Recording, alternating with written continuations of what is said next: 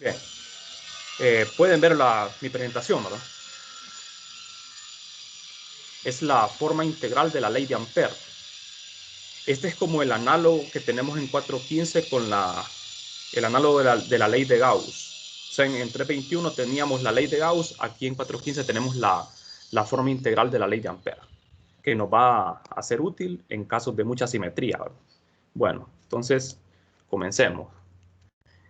Vamos a primero definir lo que es la forma integral de la ley de Ampère. Ustedes ya saben lo que es la ley de Ampère, ¿verdad? Es la ley que establece la fuerza entre circuitos de corriente. Bien, entonces, al igual que en la electrostática, como ven ustedes, en la magnetostática que estamos estudiando, magnetostática, corrientes estacionarias, nosotros contamos con un método para calcular la inducción de una manera muy simple, para casos que ofrecen bastante simetría, ¿verdad? Aquí la palabra clave es esta, simetría.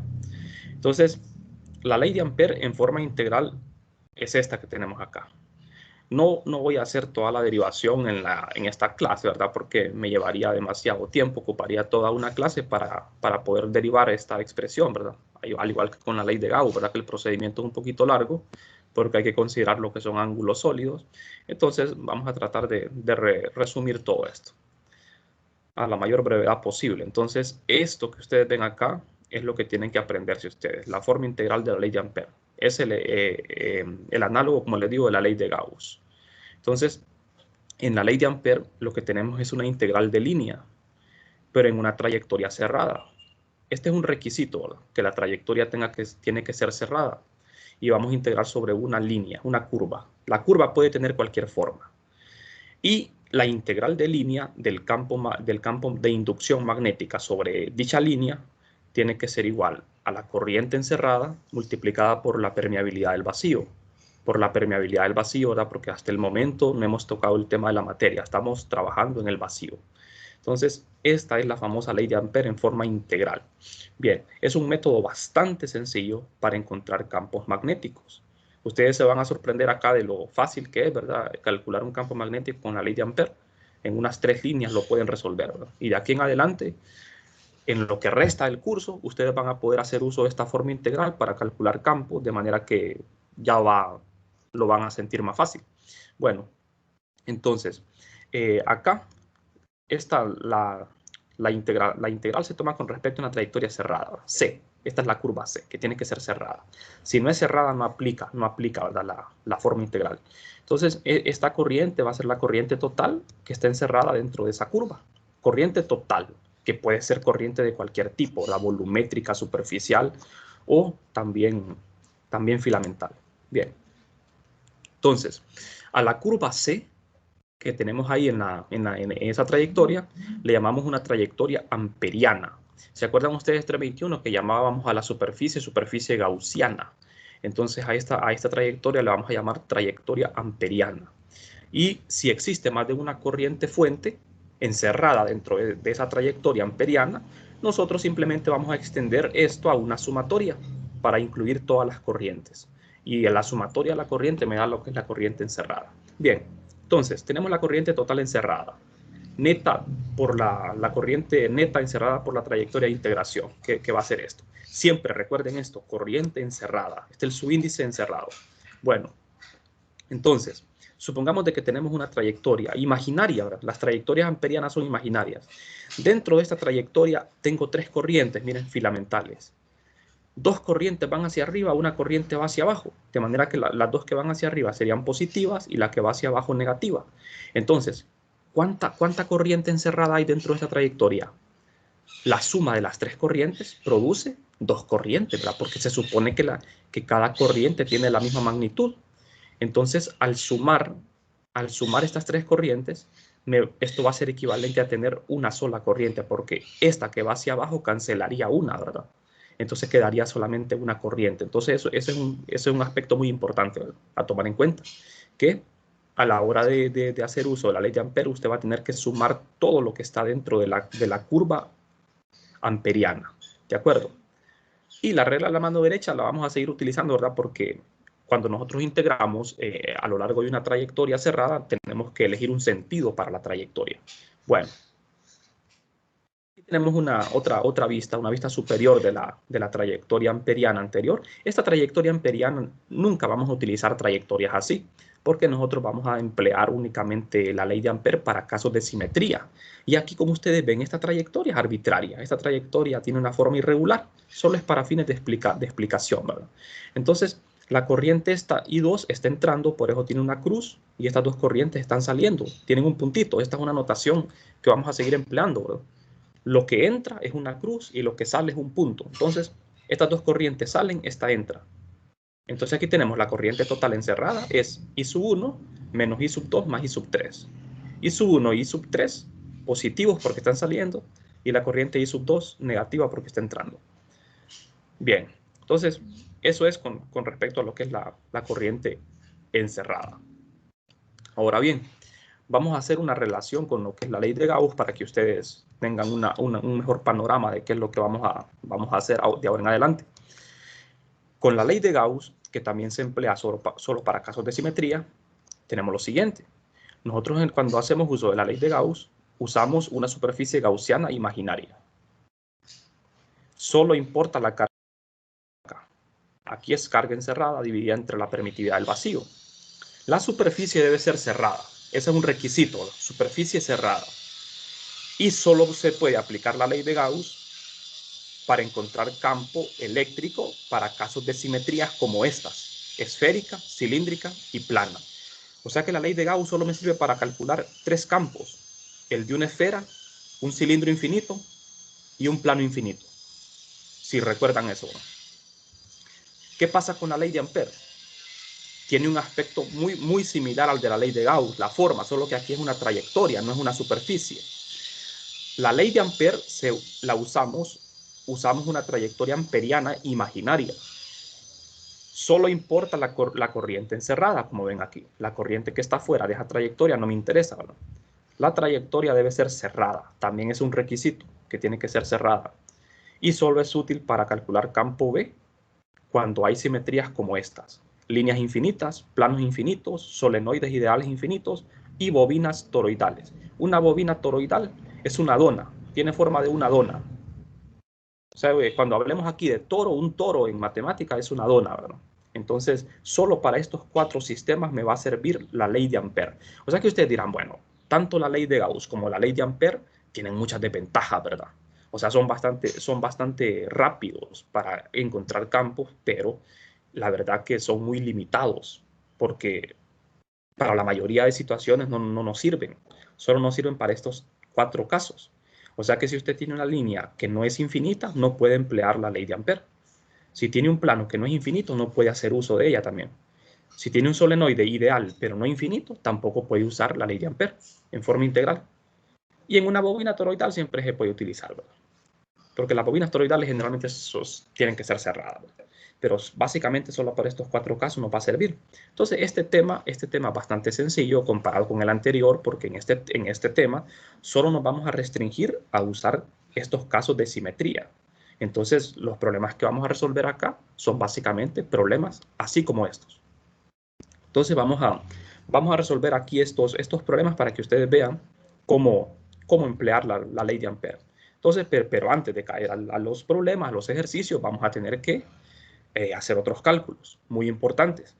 Bien, entonces, nosotros con la ley de Ampère, en la forma integral, podemos encontrar una de las ecuaciones fuentes de B.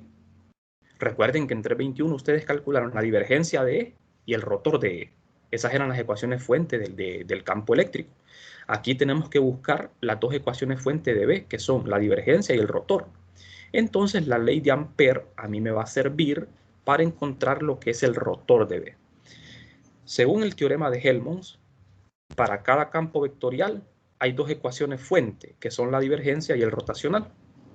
Entonces, si en la ley de Ampère nosotros expresamos la corriente encerrada en función de la densidad J, porque para este cálculo que vamos a hacer, tiene que ser así. Entonces, la corriente encerrada, ustedes aprendieron en el capítulo 12 que corriente es la integral de superficie de la densidad volumétrica integrada en esa superficie, que puede ser abierta o cerrada. Entonces aquí vamos a ver, como estamos con la ley de Ampère, en la ley de Ampère la trayectoria es cerrada y una curva cerrada, me define una superficie abierta. ¿De acuerdo? Entonces, por eso la corriente encerrada se integra en una superficie abierta, porque como la curva es cerrada, me define una superficie que es abierta. Bien, entonces me voy a la ley de Ampère. Aquí está la ley de Ampère en forma integral. Entonces, la corriente encerrada la sustituyo por esto. La densidad de corriente integrada en una superficie abierta. Tengo una trayectoria cerrada, una superficie abierta. ¿Y qué me recuerda esto a mí? Esto me recuerda el teorema de Stokes, ¿verdad? Cuando yo tengo una superficie abierta y una trayectoria cerrada, esto no es otra cosa más que el teorema de Stokes, ¿verdad? Entonces el teorema de Stokes me relaciona estos dos tipos de integrales. Tengo una integral de una curva cerrada, un vector arbitrario A, y esto es igual a la integral de superficie del rotacional de A sobre una superficie abierta. Entonces, ¿para qué me sirve el teorema de Stokes aquí? Me sirve para obtener el rotor de B, una de las ecuaciones fuentes. Entonces, ¿qué voy a hacer? ¿Cómo voy a aplicar el teorema de Stokes? Aquí en el lado derecho de esta ecuación tengo una integral de superficie, ¿de acuerdo? ¿Estamos bien? En el lado izquierdo tengo una integral de línea cerrada. Entonces, este lado izquierdo lo voy a relacionar con esto, de manera que esta integral de B a lo largo de una curva cerrada es igual por el teorema de Stokes a la integral del rotor de B en una superficie abierta. Esta es la aplicación del teorema de Stokes. Entonces, ¿qué hago? En el lado izquierdo de la ley de Ampère, en vez de poner esta integral, voy a poner esta, tal y como lo ven acá, lo que estoy señalando con el cursor. Entonces, aquí tenemos lo que queríamos, ¿ves? Tenemos una integral de superficie en cada lado de la ecuación. O sea que esto lo podemos ahora juntar en una sola integral. Bien, pero lo más importante de todo viene a continuación, ¿verdad? O sea, tenemos una superficie abierta. S es una superficie abierta limitada por la curva C. La curva C es la trayectoria amperiana, acuérdense de eso. La curva C es la trayectoria amperiana. Al igualar estos dos integrandos, me doy cuenta que el integrando de esta ecuación, el rotor de B, es igual al integrando de esta ecuación, mu sub 0 por J. Entonces aquí tenemos este resultado de los más importantes de la clase, es una de las ecuaciones de Maxwell, es el rotor de B. Entonces, esta ecuación es una ecuación fuente para el campo magnético B. Esta es una ecuación de Maxwell, como lo ven. Es la forma diferencial de la ley de Ampère. Es una ecuación que más adelante tenemos que corregir. ¿Por qué tenemos que corregir? Porque la ecuación tiene un error. Por ahora nosotros no nos vamos a ocupar de eso. Vamos a considerar que esto está bien, pero en realidad esto está mal. La ecuación tiene un gran error. Si ustedes se acuerdan de una identidad vectorial, la divergencia de un rotor tiene que ser 0, ¿verdad? Y si yo le aplico esa identidad a esta ecuación, no lo cumple. Entonces la ecuación está matemáticamente incorrecta, ¿verdad? Pero por ahora lo vamos a dejar así. Entonces, esta es una de las ecuaciones fuente de B, el rotacional de B. Pero, yendo más lejos, el rotor, ¿se acuerdan ustedes qué significa un rotor? ¿Qué significa el rotacional de un campo? El rotor significa, ¿qué? ¿Quién me podría decir? ¿Qué significa un rotor? ¿Qué me dice a mí el rotor de un campo? Si el campo está girando. Que el campo tiene remolino, ¿verdad? Tiene giro, que el campo tiene un giro, exactamente. Entonces, lo que me está indicando esta ecuación es que el campo magnético gira, tiene remolinos en torno a ¿qué? En torno a un punto. Entonces, eso es muy importante, a diferencia del campo eléctrico. ¿Se acuerdan de que el rotor de E era 0, verdad? El campo eléctrico no tenía giros, pero el campo magnético sí tiene giro, o sea, tiene remolino, y eso nosotros ya lo vimos cuando siempre que calculábamos la inducción en el capítulo anterior, nosotros llegábamos a que las líneas del campo eran cerradas, ¿verdad? Eran cerradas, curvas cerradas, o sea, formando remolinos en torno a un punto. Entonces, esa es una característica del campo magnético que siempre se cumple, que el campo magnético siempre tiende a remolinarse en torno a un punto. Y las fuentes de B no son cargas como en el caso eléctrico, Las fuentes del campo magnético son corrientes, son vectores. Bueno, continuemos entonces. Para poner un poco en contexto esto, vamos a relacionarlo siempre con el caso eléctrico. Una diferencia entre caso eléctrico y magnético. El rotor del campo electrostático es cero. Esto significa que el campo electrostático es conservativo. Siempre que el rotor de un campo sea cero, significa que ese campo es conservativo. ¿Qué pasa con el rotor de B? No es cero. Por lo tanto, B no es conservativo. Esa es una característica que siempre se cumple del campo magnético. No es conservativo. ¿Qué significa eso de conservativo? Un campo es conservativo cuando el trabajo que realiza sobre una carga, en el caso eléctrico, no importa la trayectoria, ¿verdad? Es independiente de la trayectoria, el trabajo realizado, solo importa el punto inicial y final. En el caso magnético no es así, ¿verdad? En el caso magnético no se cumple eso. El campo magnético no es conservativo. Bien, entonces, aquí tenemos dos ecuaciones fuente para el campo eléctrico y el campo magnético. Bueno, continuemos. Como ya conocemos el rotacional de B, con el rotor de B yo puedo calcular las condiciones de frontera de B para las componentes tangenciales. Y con la divergencia puedo calcular las componentes normales. Entonces, yo ya encontré la primera ecuación fuente de B. Me falta la segunda, que es la divergencia, que la vamos a dejar para el siguiente capítulo, ¿verdad? Entonces, el rotacional de B, y con ayuda de esta figura que ustedes ven acá, esta línea punteada horizontal es la superficie que divide dos medios, el medio 1 y el medio 2. En el medio 1 y 2 establecemos un volumen que tiene un área, un volumen cilíndrico, como ven acá. Este rectángulo en realidad es un volumen cilíndrico que tiene un área transversal delta S y tiene una altura H. H por delta S es el volumen de esa región. Es imaginaria, este volumen es imaginario. Lo que es real son los dos medios, medio 1 y 2, separados por una línea punteada. Entonces, en la superficie que separa los dos medios hay una corriente, ¿de acuerdo? Hay una corriente. Entonces, como nosotros sabemos quién es el rotor de B, nos vamos a la fórmula del capítulo 9 para las condiciones de frontera. Entonces, la fórmula es esta. Para obtener las componentes tangenciales, yo tengo que aplicar esto. El límite cuando H tiende a cero. ¿Quién es H? La altura de esta región imaginaria, este volumen imaginario. Yo voy a hacer que H tienda a cero, de manera que al tender a cero H, yo quedo en la superficie que divide los dos medios. Entonces, aquí donde dice C, si se acuerdan de la teoría, donde dice C, voy a sustituir el rotor de F, que en este caso es el rotor del campo B. Entonces, como el rotor de B es esto, aquí en C, yo sustituyo mu sub 0 por J. J es la densidad volumétrica de corriente que ustedes ven aquí, ¿ven? Que está atravesando esta superficie. Bueno, entonces, ahora lo que queda es lo siguiente.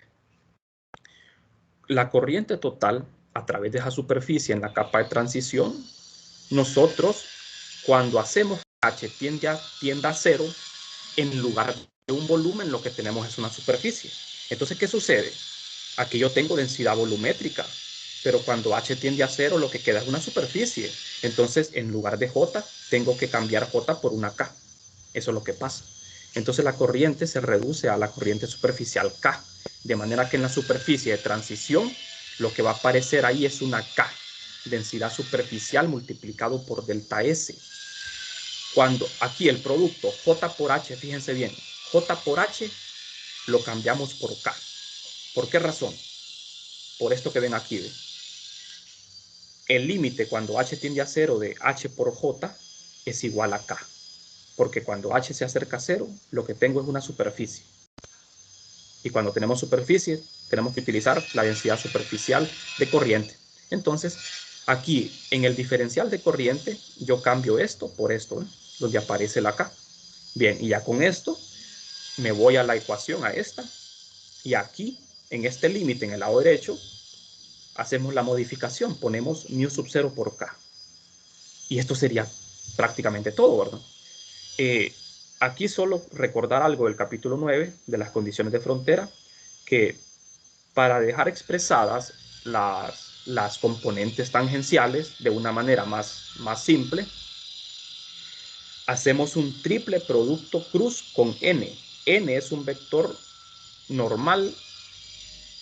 Aquí no aparece, pero es un vector normal a la superficie de transición. Entonces hacemos otra vez el producto cruz aquí para que nos quede esto. Fíjense bien, aquí tengo la componente B2 menos B sub 1, o sea, el campo magnético en el medio 2 menos el campo magnético en el medio 1. Entonces, cuando nosotros realizamos un producto a ambos lados de esta ecuación, esto que está en el lado izquierdo se reduce a esto, donde aparece B sub 2T. O sea, esta es la componente tangencial de B2, que no es esto mismo. Aquí solo es B2, aquí es B sub 2T, la componente tangente a la superficie. Y en el lado derecho me queda K cruz N, donde N, como les digo, es ese vector normal a la superficie de transición que apunta del medio 1 al medio 2. Entonces, ¿cuál es la condición de frontera para las componentes tangenciales? Es esta que ven aquí en el recuadro, la que tienen que aprenderse ustedes. Entonces, ¿qué me está indicando a mí esta condición? Me está indicando que las condiciones tangenciales del campo van a ser discontinuas, siempre, a menos que K sea cero. La única forma de que sean continuas es que la densidad superficial sea cero. De manera que siempre que ustedes tengan una densidad superficial K, va a haber una discontinuidad en las componentes tangenciales de B. ¿De acuerdo? Eso es lo que me está indicando. Con esta formulita nosotros podemos resolver algunos problemas, ¿verdad? Algunos. Ahí van a ver cómo aplicarla. Bueno, entonces, ya resumiendo todo lo que hemos visto en el capítulo de hoy, nosotros tenemos dos formas de expresar la ley de Ampère. Tenemos dos formas de expresarla. Siempre que tengamos una ecuación fuente van a haber dos maneras de escribirla, ¿verdad? Una forma diferencial y una forma integral. En la versión diferencial es esta, la que obtuvimos hace un momento. El rotor de B es igual a mi sub 0 por J. Y la forma integral, como su nombre lo dice, es donde aparece la integración de B a lo largo de la trayectoria. Entonces, las dos son lo mismo. La ley de Ampère en forma integral y diferencial. Las dos significan lo mismo, pero ¿cuál es la que vamos a emplear nosotros? Es esta, la forma integral. Es esta la que vamos a emplear. La que siempre es más útil una integral, ¿verdad? Que la derivada, ¿verdad? Los principios integrales siempre son más útiles en este caso, porque con esta forma integral yo puedo despejar para el campo B. ¿Cómo voy a despejar para B de aquí? Haciendo que B sea constante sobre la curva, ¿verdad? Para poder despejar, así como hacían con la ley de Gauss. La forma diferencial me va a ser útil cuando a mí me dan el campo B.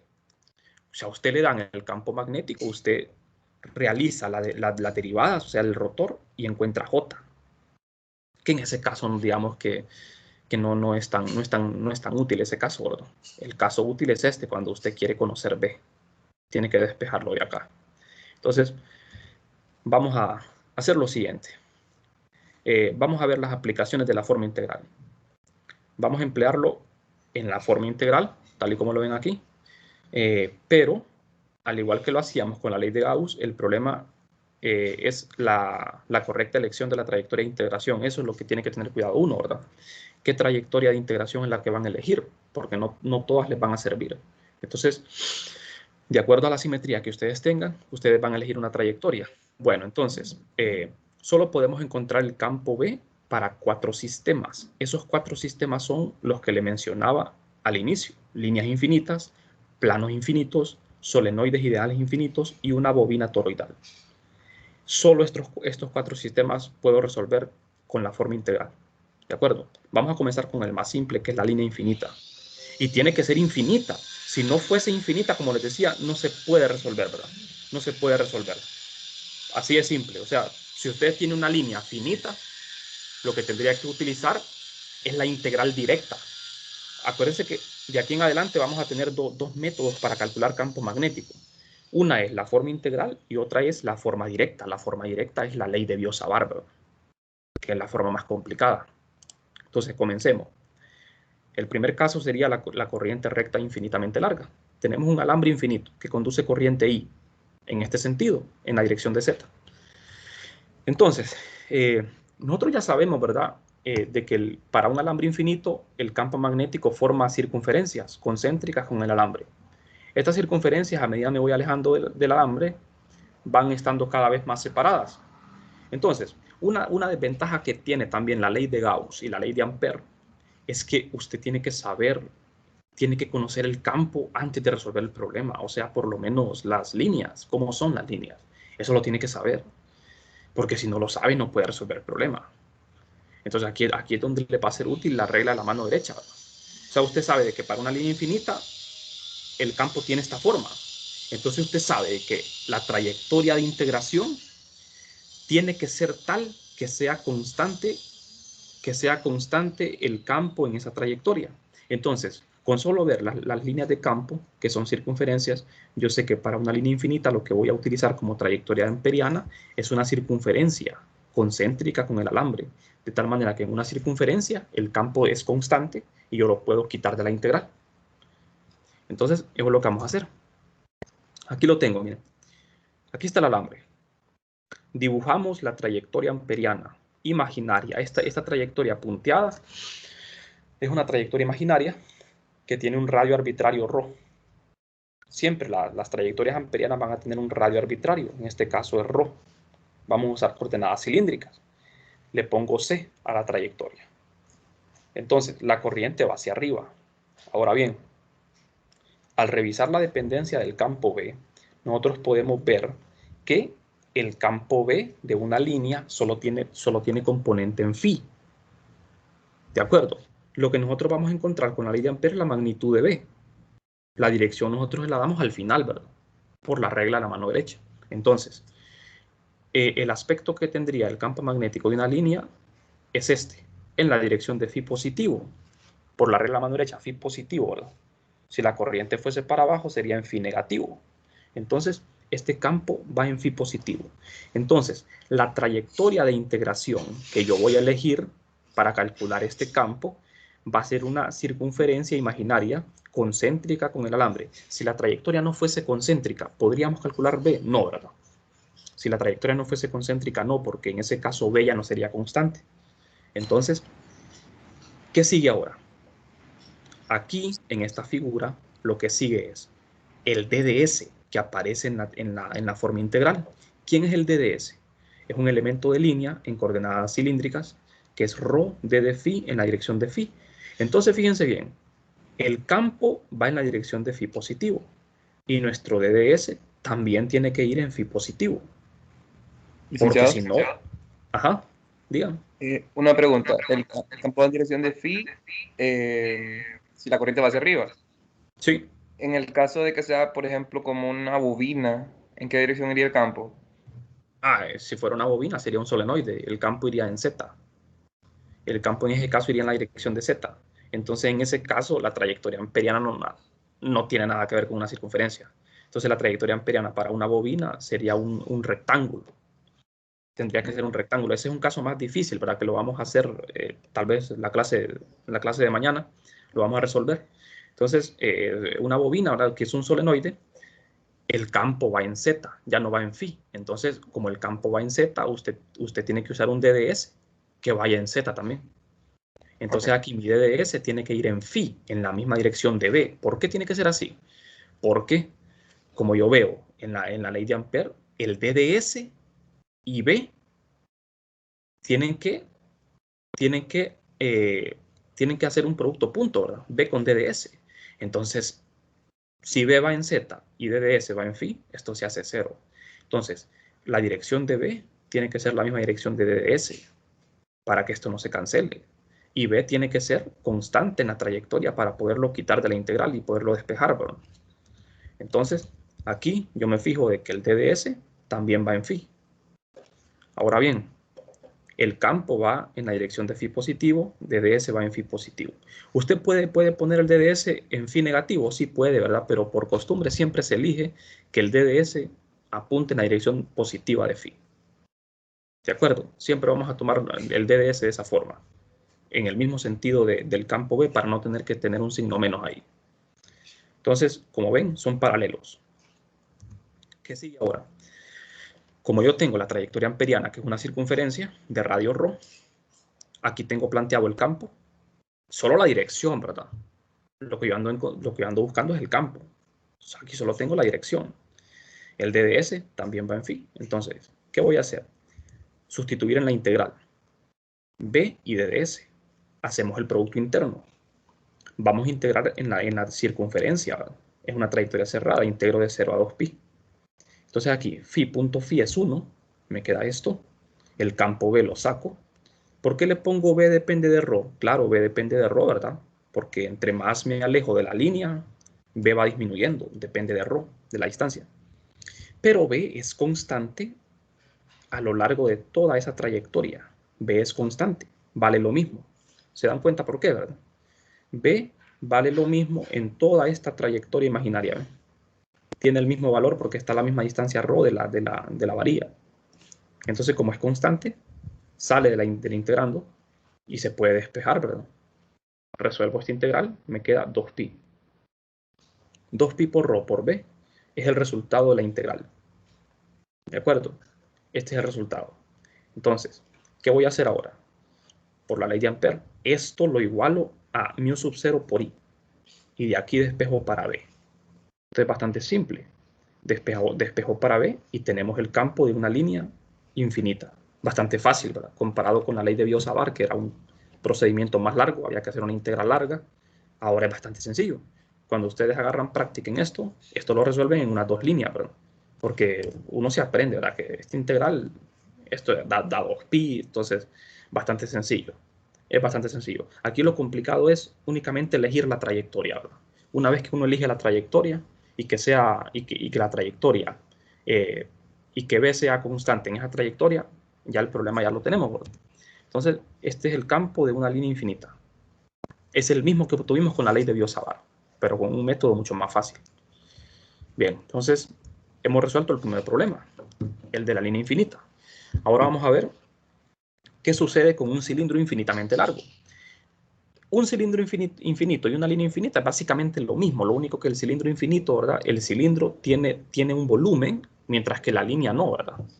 Pero el campo va a tener el mismo aspecto. Entonces, vamos a ver, en el cilindro infinitamente largo, nosotros vamos a emplear la ley de Ampère y nuestra trayectoria amperiana siempre va a ser una circunferencia. Entonces aquí vamos a ver, tenemos un cilindro que conduce una corriente I distribuida uniformemente sobre la sección circular de radio A. Calcule la inducción en todas las regiones del espacio. Entonces, básicamente es lo mismo de la línea, miren. El campo B para un cilindro infinito que conduce una corriente I en Z positivo, el campo de ese cilindro por la regla de la mano derecha va a ir en phi positivo. Y la trayectoria amperiana que voy a usar va a ser una circunferencia concéntrica con el cilindro, que va en phi positivo también. De manera que B y DDS son paralelos. Entonces, ¿qué pasa aquí? Tenemos un cilindro, miren, de radio A. Dentro de este volumen cilíndrico hay una corriente distribuida. La trayectoria amperiana es esta trayectoria C, imaginaria, concéntrica con el eje del cilindro. Concéntrica significa la misma distancia, ¿verdad? Tiene un radio ρ arbitrario. Este es el diferencial DDS en la trayectoria. Recuerden que la integración es en una trayectoria imaginaria. El campo B es paralelo al DDS. Entonces, básicamente voy a hacer lo mismo que hice con el caso de la línea, solo que aquí tenemos que tener cuidado en algo. El cilindro es un volumen. Entonces vamos a tener un campo magnético en el interior y otro en el exterior. Entonces aquí nos tenemos que detener, ¿verdad? Aquí hacemos una pausa. Vamos a ver, tenemos la ley de Ampère. Ya lo tenemos planteado. Pero aquí no podemos seguir por algo. La integral del lado izquierdo es idéntica a la de la línea infinita, idéntica. Da lo mismo, miren. 2pi por ρ por b. Pero ¿qué sucede en el lado derecho? En el lado derecho lo que pasa es que la corriente encerrada depende de dónde estemos, ¿verdad? Si estoy dentro del cilindro, estoy encerrando solo una parte de la corriente. Si estoy fuera, la estoy encerrando toda la corriente. Entonces aquí tenemos que considerar esos dos casos. Dentro del cilindro y fuera del cilindro. Entonces, vamos a ver el primero, que sería fuera del cilindro. En este caso, cuando yo estoy fuera del cilindro, ρ es mayor que A. Entonces, si la trayectoria amperiana C está fuera del cilindro, Dentro de esa trayectoria se encuentra toda la corriente encerrada. Estamos encerrando toda la corriente. Como ven aquí, el radio es ρ arbitrario, ρ mayor que A. El campo B va en la misma dirección del DDS. Bastante simple, ¿verdad? Entonces, ¿qué voy a hacer ahora? Como la corriente encerrada es la corriente total que sí, solamente pongo corriente encerrada igual a I. Despejo para B y lo tengo. El mismo campo de una línea infinita. O sea que cuando yo tengo un cilindro y tengo una línea, el campo fuera de un cilindro y de una línea es el mismo. Es idéntico. Si ustedes, por ejemplo, si ustedes tienen un cilindro y se van alejando de él, entre más se alejen, más se parece a una línea, ¿verdad? Entonces, tener un cilindro y tener una línea es prácticamente lo mismo, siempre y cuando estemos fuera de él, ¿verdad? Entonces el campo me dio esto. Ahora vamos a ver qué pasa cuando estoy dentro del cilindro. En este caso, ρ es menor que A. Aquí sí las cosas cambian. Porque la trayectoria amperiana tiene que ser una circunferencia igual, pero con un radio ρ menor que A. O sea, la circunferencia tiene que quedar por dentro del cilindro. De manera que lo que estamos encerrando dentro de esta circunferencia es solo una porción de la corriente. No es toda la corriente la que estoy tomando en cuenta. ¿De acuerdo? Es solo una parte. Entonces mi corriente encerrada es lo que va a cambiar. La integral va a seguir dando lo mismo. ¿De acuerdo? Va a seguir dando lo mismo, porque fíjense bien, la integral es la misma. B, DDS y el radio siempre ρ. Entonces, ¿qué va a pasar aquí? Aquí tenemos que hacer un cálculo pequeño. Nosotros tenemos para la corriente encerrada que aplicar una simple regla de 3, ¿verdad? La porción de corriente encerrada dentro de esa trayectoria amperiana la vamos a, como tenemos un volumen de corriente, un volumen, entonces vamos a usar J. J por definición es corriente entre área. ¿El área de qué? El área comprendida por esa trayectoria amperiana, que es una circunferencia. Entonces, J total igual a J encerrada. ¿Por qué igualo esto? Aquí parece que estoy diciendo algo contradictorio, ¿verdad? La densidad total es igual a la densidad encerrada. ¿Será cierto eso? Fíjense bien, o sea, J total es igual a la densidad J que estoy encerrando. ¿Por qué será cierto esto? Estoy igualando densidades, ¿verdad? Solo puedo igualar esto si la corriente es uniforme. El problema me dice que la corriente I está distribuida uniformemente en el volumen. Si está distribuida uniformemente, significa que la densidad es uniforme, es constante. ¿Se acuerdan del concepto de densidad, verdad? La densidad puede ser constante o puede ser no constante. Si la densidad es constante, entonces si yo tengo un cubo de plata, por ejemplo, si yo tengo un pedazo de plata, un cubo, y le arranco un pedacito a ese pedazo, ¿qué densidad tiene ese pedazo de plata? La misma que tiene todo el cubo. Entonces, aquí la densidad de corriente en esta pequeña región es la misma densidad, tiene la misma densidad que en todo el cilindro, entonces lo puede igualar. Puede igualarlo. Entonces, por definición de densidad, la densidad total es la corriente total entre el área total, que es pi por a cuadrado. Y la encerrada es solo la corriente encerrada entre pi por rho cuadrado.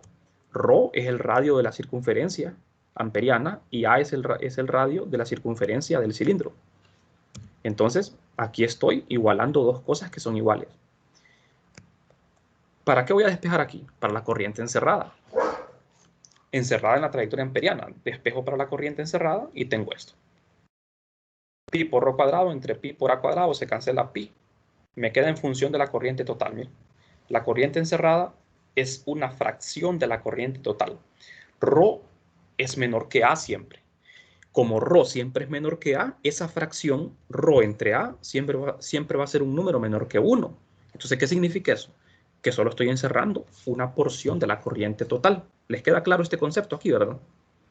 Para encontrar corriente total tenemos que hacer uso del concepto de densidad, de que las densidades las vamos a tomar como uniformes. Entonces, es como una regla de 3, ¿verdad? Prácticamente, lo que estamos haciendo aquí. Entonces, la corriente encerrada es una fracción de la corriente total, porque esto siempre es menor que 1. Entonces, ahora que ya tengo la corriente encerrada, la sustituyo aquí y despejo para B. Al despejar para B, tengo esto. se cancela este ρ, mire, ρ cuadrado con este ρ de abajo, se cancela, me queda mu sub 0 por i por ρ entre 2pi por a cuadrado. Ya el campo es diferente. Dentro del cilindro el campo es diferente. ¿Por qué es diferente?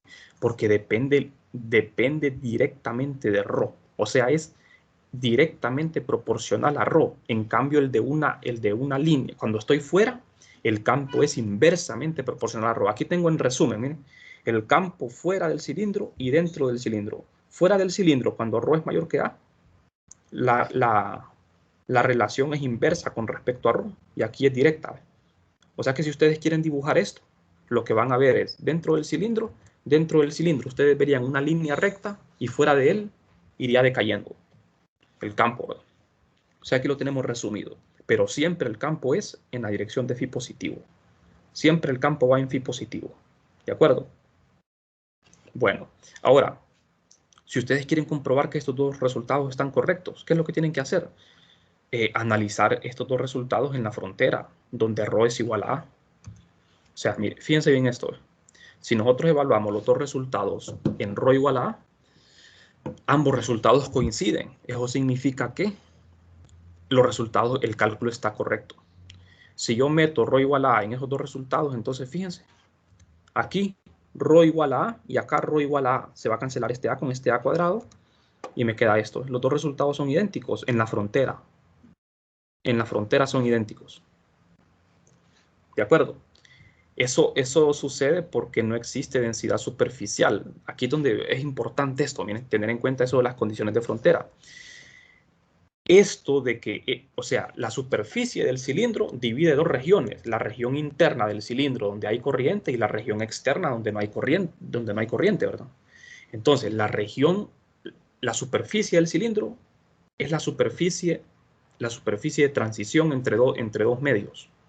Y como no hay corriente superficial, porque el problema no me lo dice, entonces, como no hay corriente superficial, K es igual a 0, mira. K es 0. Por eso es que se cumple esto en la frontera, ¿eh? Que las dos componentes son iguales. Entonces, como K es 0 en la superficie del cilindro, la componente tangencial de B sub 2T y B sub 1T son iguales. O sea que con las componentes tangenciales también podíamos haber resuelto este problema. Bien, pero el propósito aquí es usar la ley de Ampère, ¿verdad? Bueno, entonces vamos a dejar los siguientes problemas para el día de mañana. Entonces, por hoy nos quedamos por aquí, jóvenes, y mañana terminaríamos con este tema de la ley de Ampère. Yo les asigné una tarea pueden entrar al aula virtual, ¿verdad? Para que vean los problemas que les asigné sobre el capítulo 14. Todavía no tengo la fecha de entrega, ahí se las les voy a avisar por el chat. Bueno, entonces, si no hay preguntas, terminaríamos aquí y nos vemos mañana. La siguiente prueba es el día martes, bro, de la próxima semana. Bueno, entonces, esto sería todo por la clase de hoy. No sé si tienen alguna